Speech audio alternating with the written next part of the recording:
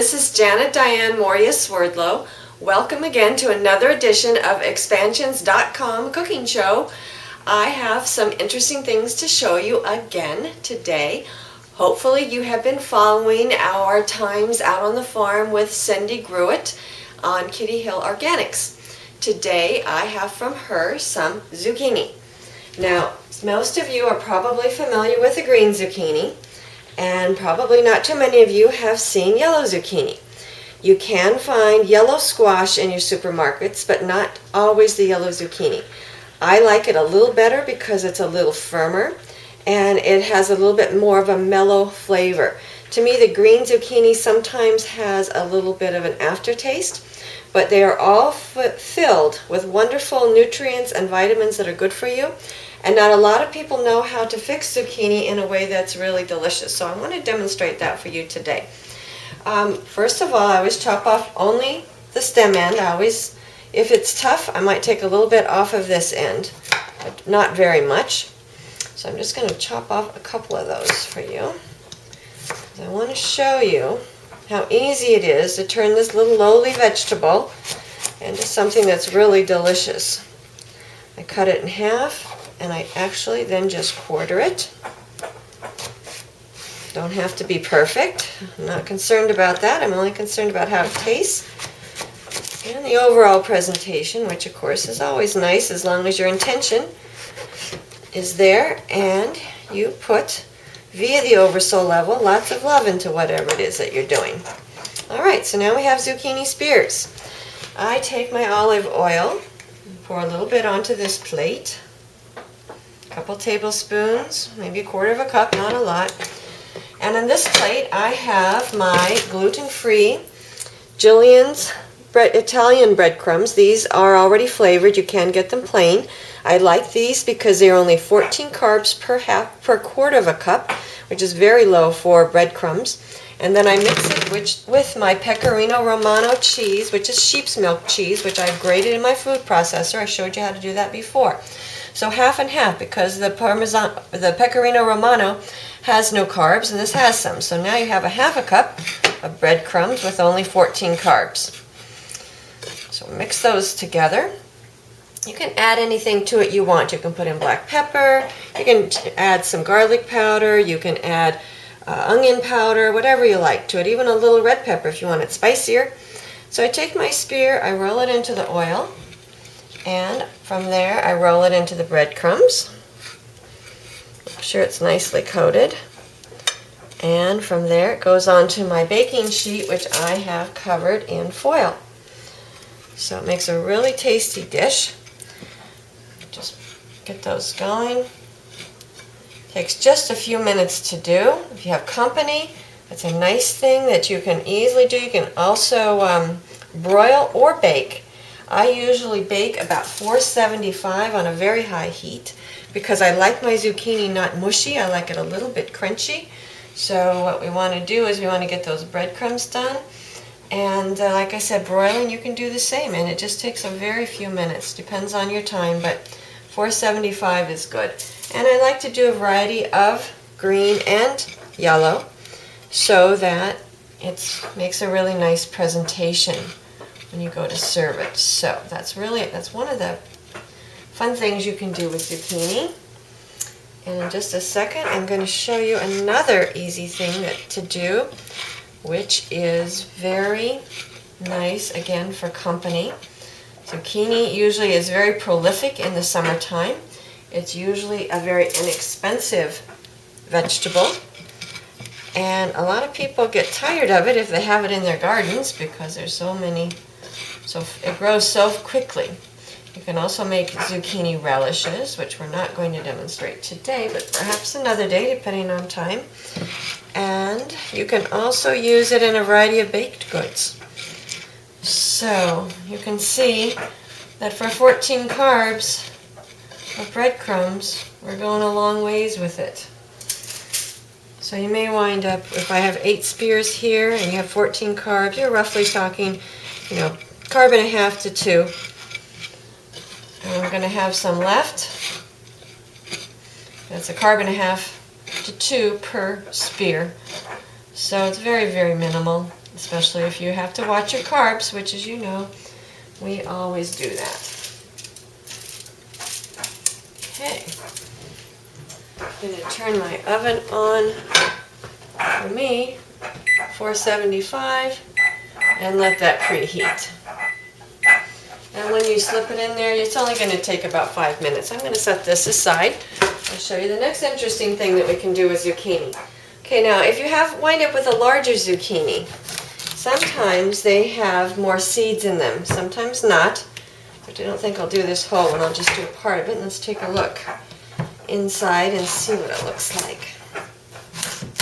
Well, it's not too bad with seeds, so I'm going to cut it into chunks. And I'm going to grate it through my food processor, and I'm going to mix in a little bit of the yellow zucchini because it gives it, again, you want to think about your presentation, what you're eating, how it feels in your body visually. I'll talk to you about my food processor before. It's all put together with my grating blade, and I plug it in only when I'm getting ready to use it. This into my little grater basket here. Turn it on.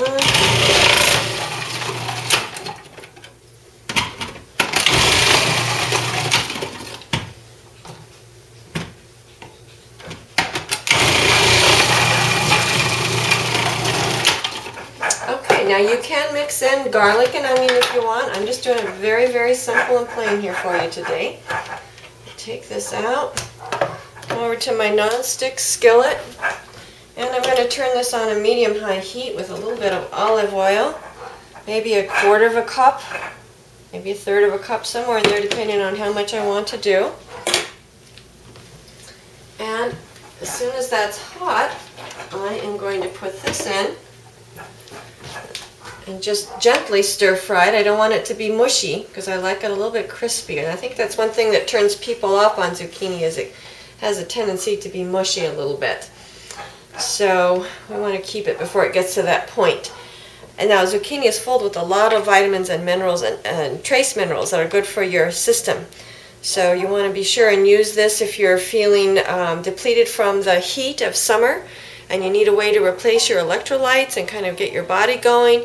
You don't feel like you need meat sometimes at night, or you can mix a little meat in with it. Again, use your imagination, whatever it is that you feel that you need. This is going to be a perfect vegetable accompaniment or by itself, depending upon. So, here we go. The pan's getting hot. We're just going to put this in. You can see how inviting that looks. It's only a couple zucchini there. And we're going to let it stir fry a minute.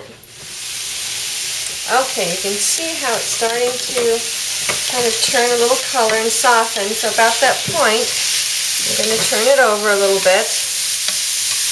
And, you know, you're going to learn as you cook how you like things. For me, I look at it and go, okay, I don't want it to stick. I'm just going to throw a little bit more oil in it. Around the sides, it can kind of dribble in a little bit as it needs to go. Now I'm going to show you something fun. You can serve this pretty much like it is at any stage because of course you can eat the zucchini raw. And again, like I said, I like it with a little bit of crunch. I don't like it nice and soggy. So right here you've really got a perfect dish that you can serve. It's wonderful. You can take it out on a plate. And again, you can have any spices with it, add your onions, garlic or whatever, and it's really delicious. Now, what I like to do, for something a little added fun, is I take my breadcrumbs, the gluten-free, and I sprinkle it over the top. And I take my pecorino romano, and I sprinkle that over the top.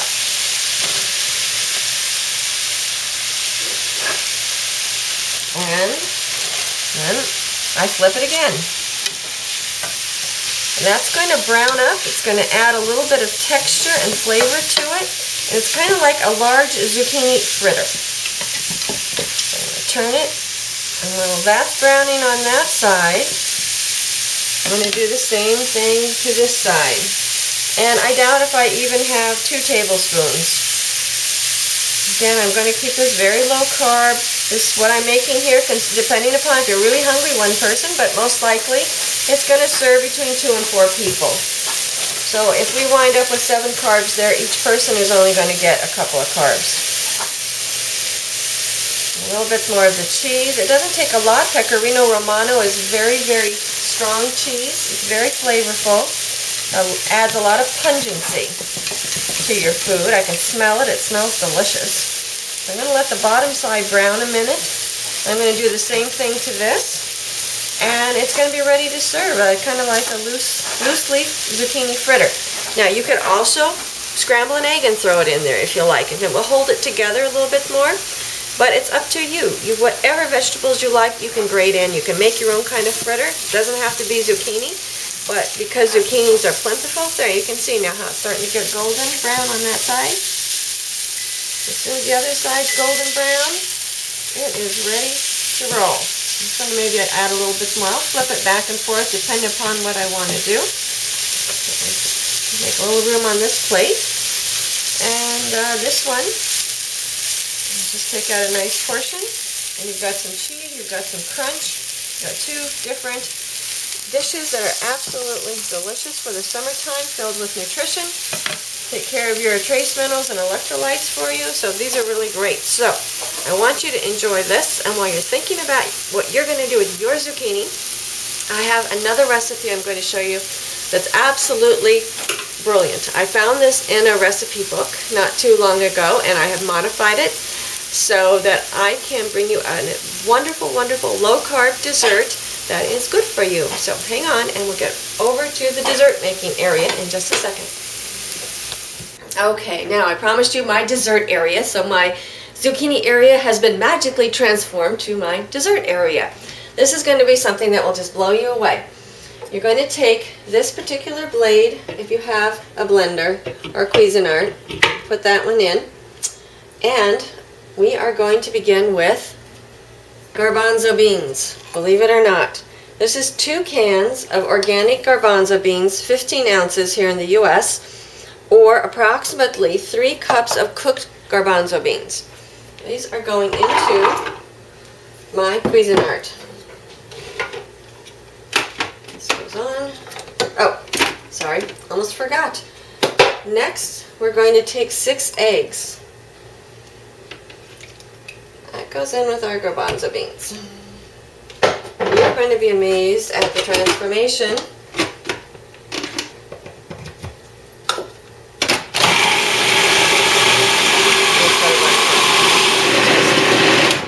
Okay, I'm going to test it and see how it's doing. Make sure it's nice and smooth. Yep, it's nice and smooth in there. You're going to want to run your processor for probably about 3 to 4 minutes at least. You want it nice and smooth. You want all your garbanzos taken care of. And what I'm going to put in, this is 3/4 of a cup of coconut crystals, low glycemic sugar alternative, 7 carbs per tablespoon. So 3/4 of a cup goes in here, along with 1 teaspoon of baking powder.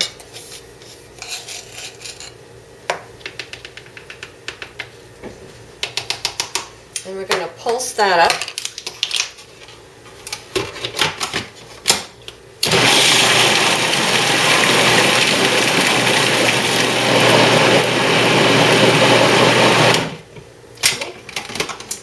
And the last thing I'm going to do is I'm going to melt a couple of organic 85% dark chocolate bars. Now, for those of you who know anything about chocolate, chocolate is very delicate. So most recipe books advise you to put it in a double boiler. However, as you know, I'm always in a hurry. So I put in a tablespoon or 2 of water in the bottom of a little pan, and I put my 2 bars in here, which I've gone ahead and broken up, but it is the Green and Black's organic dark chocolate, 85%. You can use whatever you like. And I take my spatula and I hurry mine on a little bit. And normally, while that is pulsing and processing, I would be melting my chocolate. but I wanted you to see how I do it. And once it starts going, you can take it off, but you have to keep stirring it because you don't want to burn your chocolate. And you can add a little bit of water as you go, but just a drop or two at a time, because you don't want to wind up with a lot of liquid. You really want a nice thick conglomeration of chocolate here. So you're wondering, what are we making with garbanzo beans, eggs, sugar, chocolate, and baking powder? We are making a gluten-free brownie. And they are fabulous. As I mentioned, I was looking online, I found this recipe, I modified it, and I have something that's really good. Now I've only made this myself a couple of times, and I have some other things I want to try, and I'm going to suggest to you, if you try it, let me know if you get to it before I do, which is always possible. But I'm also thinking, instead of the chocolate, about putting in 2 or 3 very, very ripe bananas. I think that would be delicious. I would like to try it with my zucchini and maybe a little bit of cinnamon.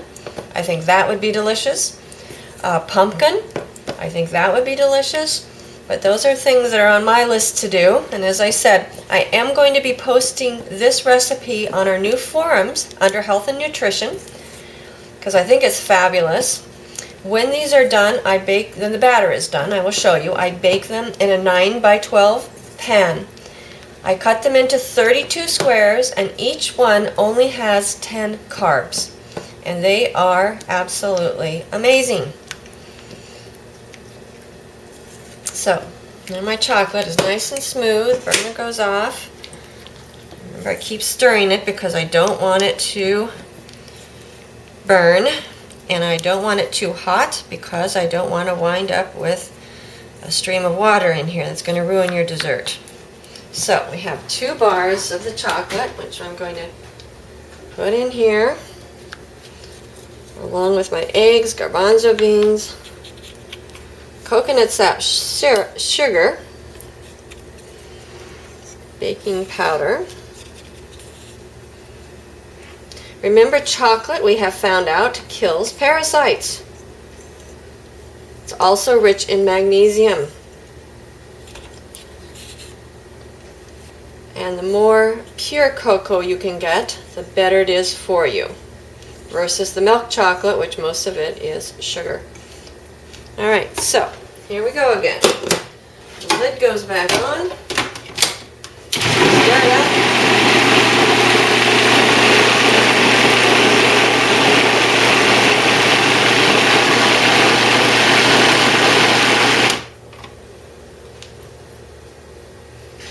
Unplug my machine, and you're not going to believe this beautiful batter. Here comes my pan, 9 by 12, which I've already oiled with some organic olive oil. I'm just going to take this spatula. Now my blade is still in there, so we're going to have to work around that. But is this a beautiful batter or what? If you didn't know any better, you just walked in on me, you wouldn't think that this had a base of garbanzo beans. Absolutely an incredible, incredible recipe.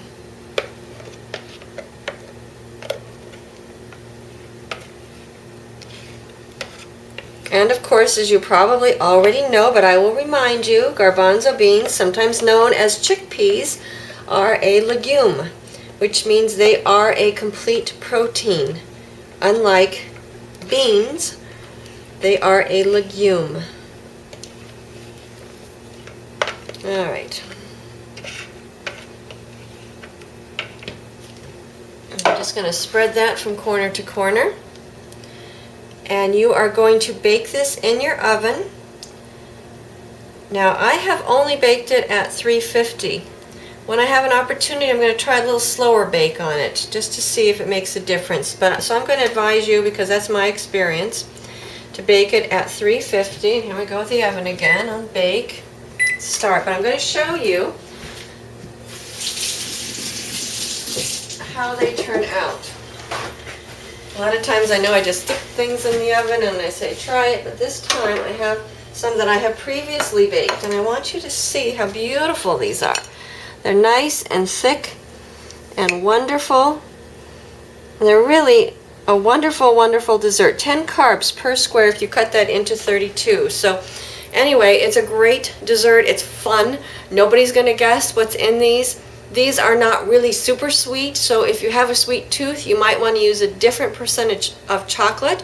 You can, of course, add more sugar. And as I told you, if you try banana or zucchini or pumpkin in place of the chocolate, let me know if you get to it before I do. I'm going to be posting this recipe in the newexpansions.com forums. I look forward to visiting with you there. I appreciate those of you who are posting. We're getting it up and going. We're finding out how it's working, what you like, what we like, and it's an amazing new growth cycle for expansions.com. We appreciate the fact that you are a part of this, which means you are growing too. I will see you again soon. I will see you, believe it or not, making all kinds of wonderful, exciting, exotic recipes very simply, very plainly from ordinary ingredients. Take care. Bye-bye.